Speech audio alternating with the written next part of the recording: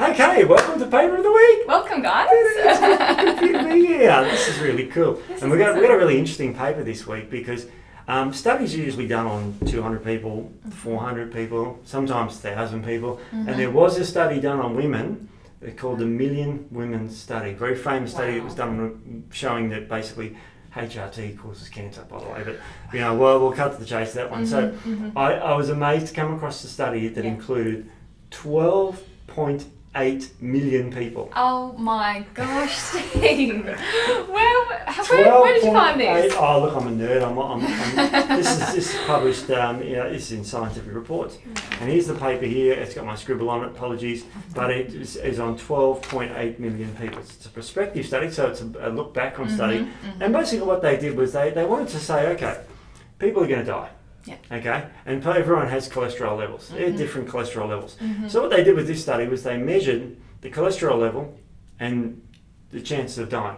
Right. Okay, so they said over 12 million people, they each measured their cholesterol and then watched them over a number of years, and eventually they died. And it was like, which level of cholesterol is the highest chance of dying? Sure. Yeah. So it's a pretty crude study, but basically it sort of goes to show you that of the 12,815,006 Korean adults that were studied, they wanted to see what the optimal level was of cholesterol to basically so you don't die. Okay. So it was pretty simple like that. Now, to cut a long story short, it was what they call a U-shape relationship, and I'll show you a graph here, and it'll be all done. You see, but basically, if you look down where my fingers are, it's U-shaped. So all the graphs were U-shaped. So there was this, the lower the level, the better. And if you look here, these are all participants and men and women there separately. So there's what they call a U-shape. As you can see, that graph shaped like a U. So there's a certain level at the bottom of the U where you live the longest. You've got less chance of dying. Yeah. And that's interesting because we all want to be less chance of dying. It was the same basically for males and females. There was more of a relationship with cholesterol for men than women because women are a little bit different, when it comes to that. So basically it's a U-shape. So what we want to be is we want our cholesterol to be in this bottom U-shape. And it's like, well, what was that level? Isn't that an interesting question? I know you were thinking that. Interesting question, exactly. So this was published in American Figures, and it said the best level to live longest, lowest mortality, was 210 to 215 milligrams per decilitre, and you're going, and most Australians are going, what the hell is that? We don't measure it in that, Yeah, so the levels you want to be to stop yourself from dying is 5.4 to 6.5 is your total cholesterol. So around about 6 plus or minus 0.5. Yep. Now, just from your top of your head, what does that sound? Does that sound high or low to you? In terms of total cholesterol, Steve, I think realistically that sounds a little bit high, doesn't it? It does sound a little bit high. Yeah. So I went back and sort of had a look to see what levels they're recommending these days. And this is QML pathology printout that I got on lipid profile tests and what they think your cholesterol should be. And this is what the total cholesterol should be. Less than 4.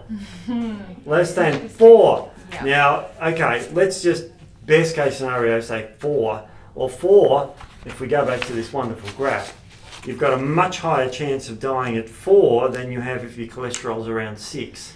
So more chance of death at 4, less chance at 6. So the $50 billion question is, why would they recommend a level that's got a higher chance of dying? It's a really good question, Steve. I can't answer it.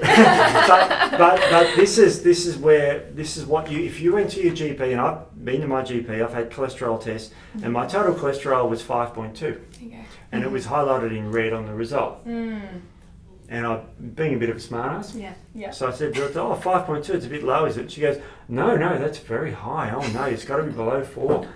And she offered statins for me, which is a cholesterol lowering thing. Now 5.2 is a little bit low. I want it to be at least 5.4 to get into the healthy living range. So, but this is the disparity we have. And of course, these numbers, these low cholesterols, are being basically driven by drug companies. They are. Because if you're a healthy woman and I'm a healthy man and we want to live a long time, we want to have our cholesterol around 6. We do, yeah. Not below 4. Mm-hmm. Yeah. Now let's go back to this study. This was published online in February 2019. So this is this year's study. Yeah. 12 million plus people. So it's not a small study. No. And it was very, very well done. Lots of research involved in it, and basically showed that you'll live longer if your cholesterol's around 6. Exactly. So that's what we should be aiming for, really. So we're aiming for about 6. Exactly. Or 5.4 to 6.5 was the range of longevity.